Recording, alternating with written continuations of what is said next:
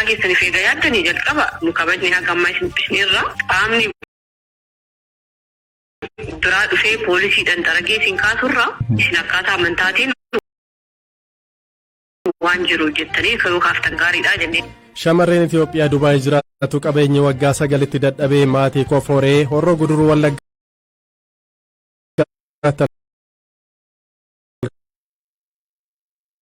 kan tokkotti barbadaa'e jechuun. Qabeenya maatiin kootti dadhabanii horatan qodaa babbareedaa waan ta'e akkasuma midhaan makiinaatti fedhachuun isa irraa hafe immoo gaazii itti rafuun ibidda itti qabsiisanii. Naannoon Amaaraa gabaasa dhaabbilee mirga namoomaa Tigraay ilaalchisee torban darbe baasee mormuus qabna kan isiniif dhiyeessu Anzaalaa Lamtaaddasaati.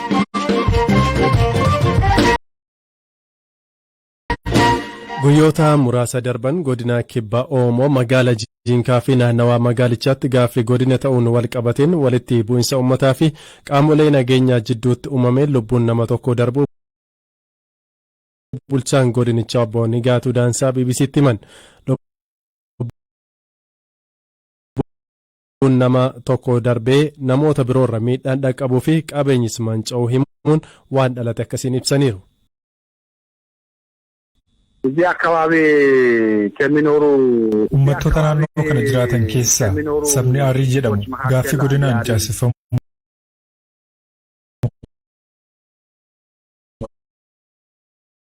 kaasee ture. Dhimmi kun adeemsa irra ture. Naannoo keenya dabalatee godinni Kibba Oomoo gaaffii naannoo ta'uu kaase.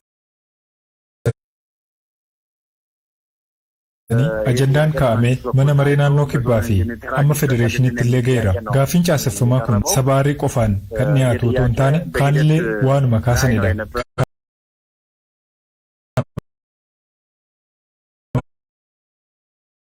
Kanaaf sabni kun ulaagaa godinatti caaseffamuuf barbaachisu nan guutaa jechuun gaaffii dhiyeeffateera. Gaaffiin kun adeemsa seeraan waan ilaalamuu danda'udha. Haa ta'u malee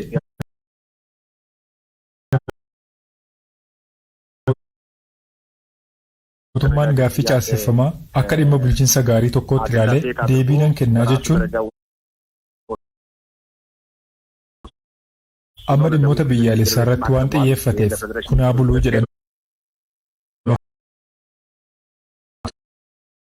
ture. Hunduu gaaffii dhiisee dubbii akka biyyaa jiru irratti xiyyeeffateera. Haa ta'u malee namoonni siyaasaa gaaffii saba Aarii raawwachiifnaa jedhan uummataa fi dargaggootaan gaaffiin keessan ukkaanfameera jedhanii dogoggorsuun hokkora kaasanii turan. Amma garuu dubbiin qabbanaa'ee gara iddoo duraatti deebi'eera. Magaalaa godinichaa nun nageenya ga'aan waan tureef haala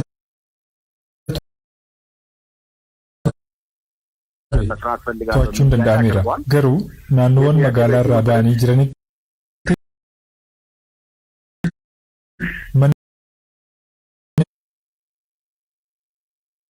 fi konkolaataawwan muraasni gubataniiru.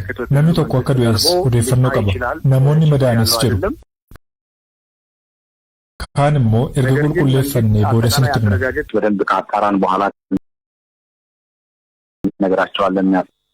Dhimma ittaanuu qabanneen mootummaan naannoo Amaaraa gabaasni jaarmiyaaleen mirga namoomaa falman yakka lixa Tigraayitti Tigraay irratti raawwate ilaalchisee baasan madaalawaa loogiin alaa fi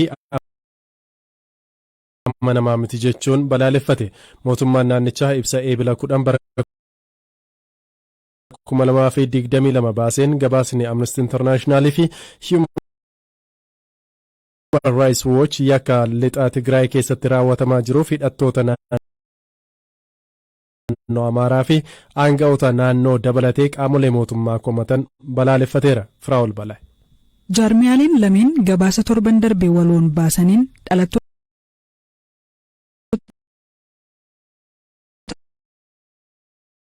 Tigraay godina lixa Tigraay kan naannoon Amaaraa seenaan lafa kiyyaa jedhu keessatti yakki waraanaa fi namoomaan qixxee ta'e raawwateeraa jedhaniiru.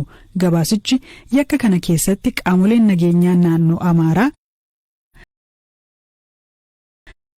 hidhattoonni faannoo humni waraanaa Tigraay fi kan mootummaa federaalaa Itoophiyaa keessaa gahee qaban seera dura akka dhiyaatan gaafateera. Haala naannoo sana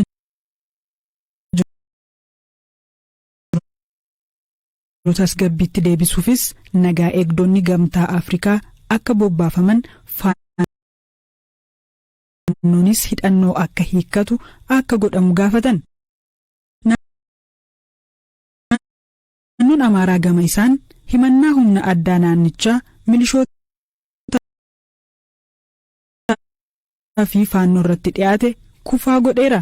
Iyya uummata keenyaa ukkaamsuu fi walabummaa biyya isaanii eegsisuuf dirqama biyyaalessaa irra kaahame hooggantoota, miseensota, caasaa qaamolee nageenyaa fi faannoo warra dhugaa gidduu hariiroo jabaa jiru cabsuun fuuldurattis birmadummaa keenya irratti balaan yoo aggaame hawaasa tokkummaan hin duulle uumuu kan kaayyeeffatedha jechuun gabaasa jaarmiyaalee mirga namoomaa irratti hojjetan kana balaaleffatte. Gabaasichi uummata Amaaraa akka sabaatti haqa dhorkateeraa kan jedhu mootummaan naannoo Amaaraa uummatichi dhaabbilee idila addunyaa haqa mirga namoomaa fi ijaarsa diimokiraasii irratti hojjetan irraa akka abdii kutu kaayyeeffatee jedheera. Kanaafis gabaasichaan madaalawaa, loogiin alaa fi amanamaa kan hin taanedha ittiin jedheera. Mootummaan naannoo Amaaraa, Amnesty International fi Human Rights Watch jijjiirama siyaasaa keessoo biyyaa danquu fi naannolee gidduu rakkoo daangaa jiruuf kaayyoo murtee kennuu qabaa jechuun komateera. Mootummaan federaalaa ibsa jaarmiyaaleen lameen baasaniif dhuma torbee darbee deebii kenneen gabaasni isaanii dantaa siyaasaaf ooluu malaa jechuun yaaddoo qabu ibsee ture.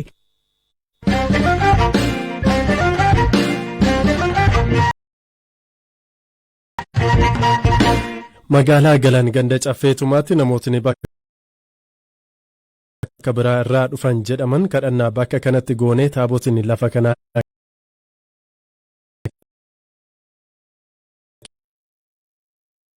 keessa argameera jechuun bakkicha qubatanii torbee tokkoof turan kaafaman. Bulchiinsi magaalaa Galan namoonni kunneen maqaa amantaa daa'effachuun weerara lafaa gaggeessuuf yaadanii kana raawwatan jechuun bakkicha akka gadhisaniif akeekkachiisee ture.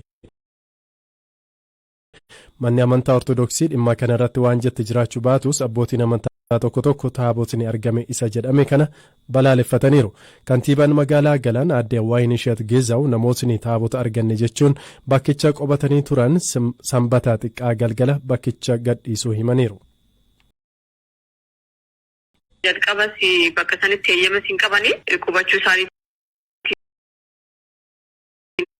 niskaa jechaati kan turre gaafsanis kan kaasaa ture. Guyyaa jimaata san jimaata guyyaadhaan hin ta'u galgala kaasan jedhaniiti kan turani. Galgala jennisan immoo akka jedhamen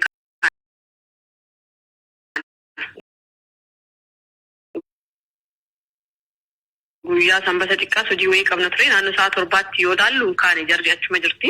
Amma har'a bulee taanaan waliin dhiifnu. Atattamaan har'a ka'uu qaba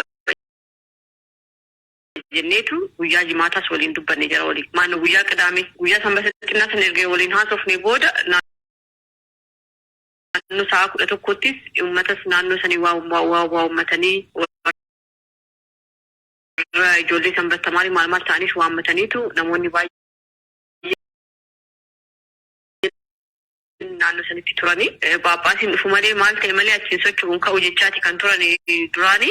Nu garuu har'a bulee taanaan waliin dhiifnu tokko amantaa eega jettanii amantaa keessaniif eega yaaddanii jalqaba nu kabajne haga ammaa isin bisneerra qaamni biraa dhufee poolisiidhaan daragee isin kaasurra isin akkaataa amantaatiin waan jiru jettanii karuu kaaftan gaariidha jennee sadootii godhaa jirra waan jedhu naannoo isaa 11tti turani. naannoo isaa 12tti garuu waa hunda kaafatanii dargaggeessi waan argame jedhaniif maaliif hin beeknu ingidihi wayidoon fudhatanii gara charchiitti galfatanii kan booda sochiin tokko iyyuu hin jirre maalinni ofii kaafattammoo qaamni seeraa dhufee kaasee wayyaadha tokko waan arganne jettan hin beeknu akkaataa amantaatiin arganne jettanii waan argame immoo qaamni biraa dhufee interfiirri tun godhee achii dargaggeessi hin kaasurra dursa ofii kaafachuutu wayyaa sadii isin kabajanii irra hagaa Mati waan argame jettan kan ofii kaafadhaa jenneen akkaataa sanii goonaan nyaata nyaanni irraa hin danda'amu ganama haa ta'u maal jennaan ajandaan sanbataaf qopheeffatan waan beeknuuf gonkumaa guyyaa sanbatatti buluun qabu kan jedhu jennurra geenye caasaan nageenyaaf keenya waliinis sireetti hordofaa turre caasaan gandaas naannoo sanitti waan jiru hordofaati kan ture wal kominikeet gochaa naannoo isaa 12 walakkaa Ati kaafatanii gara charchiitti kan galfatan ta'uu isaati. Kan booda sochiin tokko illee hin jiru. Kalees guyyaa guutuu hordofaati kan turre. Kaleessa naannoo gara galgalaa hin daawwachiifnaa keessa waashaatti jira maal kan jedhuun dargaggoonni muraasni wayii dhufu.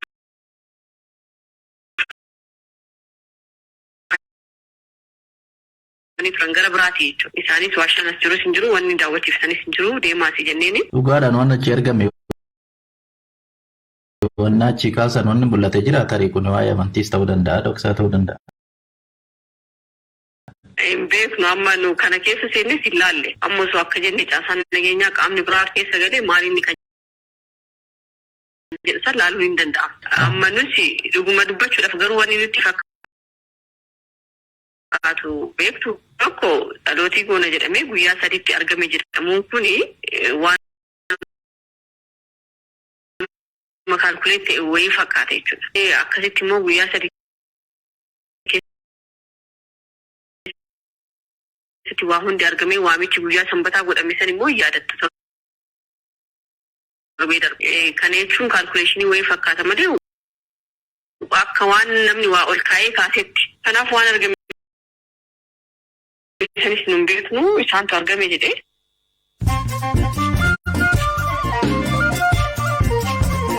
Gidduutti ammoo waan gaggabaabseen isinitti hima magaalaa Finfinnee kutaa magaalaa Booleetti itti gaafatamaan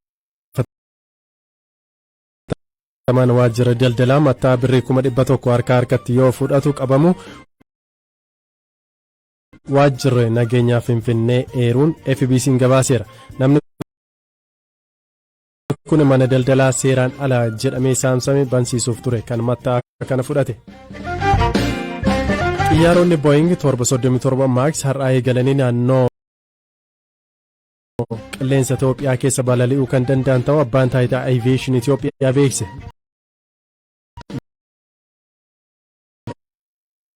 Balaa bitootessa 11 bara 2011 qaqqabe hordofe xiyyaaronni Boeing 737 Max balalii irraa ugguromanii turanis sirreeffama xiyyaaricha irratti kaampaaniin Boeing taasiseen akka tajaajilaatti deebi'u bulchiinsa Aviation Federaalaa Ameerikaa beeksisee ture. Somaaliyaatti gartuun miidiyaa walabaa miseensotni hunduu dubartoota ta'aniif yaada dogoggoraa koorniyaa wal qabatu cabsu hojii eegale. Miseensota dubaraa 6 of keessatti hammachuun hojii kan eegale miidiyaan moggaasa bilan jedhu kennameeraafi.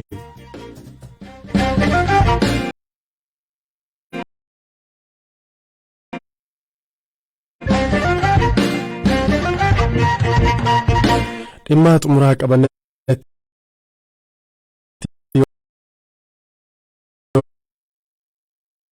Roceenu kutaalee Oromiyaa garaa garaa keessatti manneen jiraattotaa fi qabeenya loltoota mootummaa dabalatee qaamolee hidhatanii socho'aniin gubataa akka jiru namootni BBC'n dubbisanii himu. Rakkoon akkasii godinaalee Horroo Guduruu Wallaggaa fi Wallagga Bahaatti ni heddummata. Biyya Dubaay kan jirtu shamarreen Mastuu Mitikkuu qe'ee maatiif ijaartee fi qabeenyi isheen biyyatti gatte battala tokkotti jalaa gubamuun akka abdii ishee dukkaneesse himte. Mastuun hidhattoonni mootummaa shanee barbaanna jechuun qe'ee maatii ishee aanaa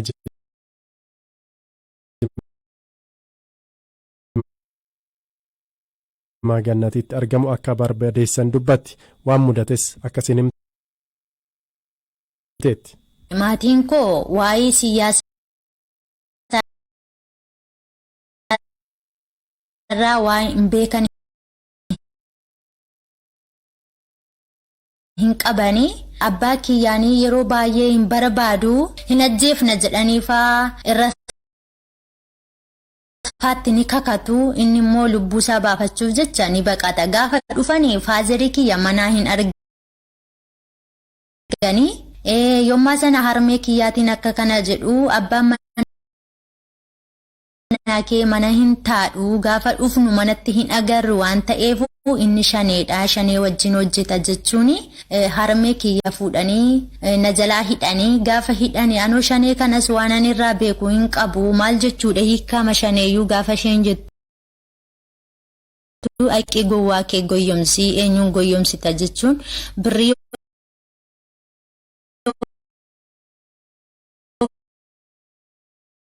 fidde malee hin baatu jedhanii achi booda harmeen kiyyaa qarshii 100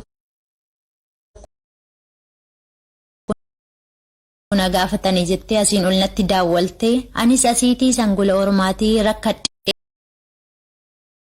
hiphadhee waan hundumaa beela'ee bodhe otoo hin jedhin isheen argadhurraatii 100 tokko lama jedhee lakkaa'een ergee fi isaanis qarshii 100 tokko sana fudhatanii harmee kiyyaa mana hidhaatii naa baasanii achumarraan obboleessa kiyyaa ka arfaffaa irratti dhalatu ni barata ture atillee karaa tokko nu gargaartaa karaa tokko wal gargaarree wal guddifnaa gaafa mana barumsaa kana xumurtu motoraatiin hojjedhu qarshiin hin argama waan ta'eef jedheen obboleessa kiyyaaf 60 motora bitee gaafa motora bituufitti ati shaneef nyaata geessita jechuun obboleessa kiyya reebanii motora isaatii harkaa fudhatanii otoo harmeen kiyya buddeen kushiinaatii toshaa jirtu humni waraana mootummaa karaa dudduuba ishee dhufanii gaafa ofirra galtee ilaaltu naatee harmeen kiyya eelee jalatti kufte achumarraatiin isheetiin ol qabanii kaasanii nyaata nuu kenni jedhanii isheenis eshi jettee otoo urgufamtu nyaata itittuu midhaan midheessitee gaafa isheen jala keessee nyaadhaa jettu ayi harka keenyaan hin nyaannu warra shaneeyyuu ni gurshita shaneeyyuu harkaan nyaachifta waan